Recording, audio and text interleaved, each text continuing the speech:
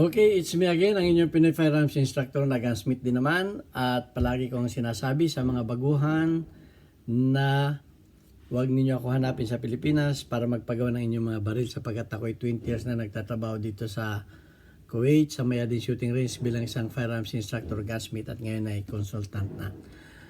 Ayan, at bago ako bumati sa inyo at magpasalamat ay gusto ko lang munang basahin ang katanungan ni Jeff ng kill. Okay, ang sabi ni Jeff, tanong ko lang po kung rurupok or magka-crack daw po ba ang pistol na 1911 pag ipakrom po. Sana po magkaroon kayo ng video nito. Ako po ay inyong tagahanga from Cubao, Quezon City. Okay, maraming salamat sa iyo, Jeff ng kill, at bibigyan natin ng kasagutan ng iyong katanungan. At bago natin yan bigyan ng pansin ay gusto ko lang muna magpasalamat sa lahat ng tumatangkilik ng aking YouTube channel. 33,200 plus na tayo. At lalo tigit sa mga nanonood na hindi nag-skip ng ads, tayo po isang charity vlogger. Hindi po natin ginagamit yung ating mga beneficiaries para gumawa ng video. Ang ginagamit po natin yung ating malit na kaalaman para kumita sa YouTube. Dahil meron tayong 6 na mga estudyante na tinutulungan anak ng mga single parent. Yan. At ang ating kinikita sa YouTube, yun ang ating tinutulong sa kanila. So, malit lang kinikita natin sa YouTube. Talagang dumudukot pa ako sa sarili kong bulsa. At maraming salamat do sa mga nagpadala sa ating GCash. Yan ang ating GCash number. Ang aking anak na tresurera ko yan. Kay Alfredo Isidro na at nagpakilalang Ordosipay na Las Piñas. Walang sawa ko kayong pasasalamatan kada vlog ko sapagkat kayo ay may diwa ng pagtulong. At ngayon din kay Architect Arnel Salvador na naging kaibigan ko dito sa Kuwait. Personal siya nag-abot sa atin ng tulong. Ayan, at kay Boy Umay, hindi ko pa natatanggap yung pangako mo, pinasasalamatan na kita. At yung nagpadala sa atin na hindi nagpakilala, please magpakilala ka, pasasalamatan kita kada vlog ko. Hindi ako magsasawang magpasalamat sa inyo. At dun sa mga gusto pa magpadala, may mabuting puso, may diwa ng pagtulong. Maraming salamat sa inyo. Ayan, at bibigyan na natin ng kasagutan si Jeff ng kill. Okay, tanong niya yung may nagsabi daw na pag daw nagpakrom kayo ay magka-crack. Okay, sinabi actually 1911 yung sinabi niya, pero kahit anong baril pa basta metal yan. Okay. Ang masasabi ko po ay hindi. Okay, bago ninyo ako ibasa bakit hindi? Ang pag-hard chrome po ay hindi dumadaan yan sa apoy. At ang metal po ay naapektuhan lamang ng matinding init ng apoy. Yan. Kung yan ay dumaan, kung ang ginamit dyan ay hot blowing, yan, may maapektuhan yan. Like ko sinasabi, ang hot blowing po, nakakaapekto yan sa metal. At tapos ilulubog ninyo sa langis yun. Di parang nag-quenching kayo, lulutong yan.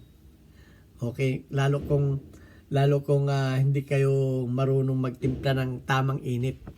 Okay? Kaya pag ako'y nag-hot blowing, tinatansya ko yung init ng bakal. Yung tama lamang natitigas siya pero hindi siya lulutong. Pero ang hard chrome po, ayan po ay, ang ginagamit dyan ay battery lamang na 12 to 24 volts. Okay, yung baril ninyo, okay, ito, nakasabit, nakababad sa chemical. Halimbawa, ito yung inyong ito yung inyong cathode o anode, ang tawag dyan. Tapos, nasa positive itong inyong baril. Halimbawa, ito yung baril niyo, nakasabit yan, nakalagay sa aquarium na may chemical. Tapos, ito yung inyong anode, ito yung chrome ninyo, nakababad yan dun. Hindi naman hindi nga umiinit yung kahit ilagay ninyo yung kamay ninyo dun eh. Tutunawin ng battery yung yung chrome na metal, tapos hihigupin niya ng positive. Nasa positive yan. Didikit dito yung natutunaw na Pero hindi po awan ko lang sa paniniwala ninyo. Kanya-kanya tayong paniniwala. Bahala kayo. Hindi po yan nakakaapekto sa ano, hindi po yan nakakaapekto sa metal. Dahil hindi naman po umiinit yan eh. Hindi naman po umiinit yan. So, yun ang aking kasagutan dyan. Ang pag-reblo ay umiinit ng 192 degrees centigrade. Fahrenheit, umiinit. Mas mainit yun. Pero hindi pa rin naapektuhan ang bakal. Okay? Hindi pa rin naapektuhan kasi maapektuhan yan kung yan ay halos pumula na sa init. So, sa aking paniniwala, kanya-kanya naman tayo ng paniniwala. Para ko lang masagot ito, hindi po, huwag kayong matakot. Kasi baka matakot kayong magpa-chrome. Hindi po yan nakakasira. Hindi po nakaka-apekto yan sa bakal. Dahil yung pong chemical na yun, kahit ilagay ninyo yung kamay ninyo, hindi nga kayo makukurinti. Kasi DC yun direct current yun Hindi naman AC yung ginagamit. Na ano.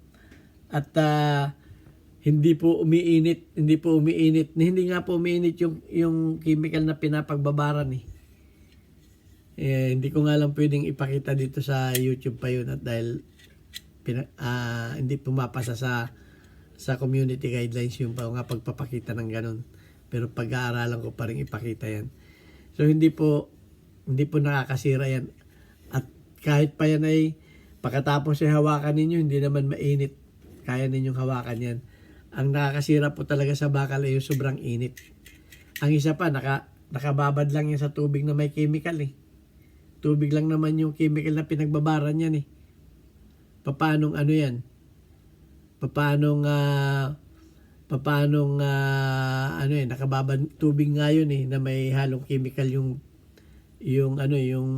pinaglalagyan nito So sa aking paniniwala po ay hindi man nakakalutong, hindi nakaka-crack yung yung pag-hard chrome, hindi po. So, depende lang yan. Doon sa nagsasabi ng hindi ko sinasabing mali kayo, pero yun ang paniniwala ko, opinion ko yun. At kung may opinion kayo na ganun, hindi ko rin sinasabi na mali kayo. Pero ang sinasabi ko lang sa akin ay hindi po nakakasira ng bakal yan o nakaka-crack. Hindi naman pati acid yung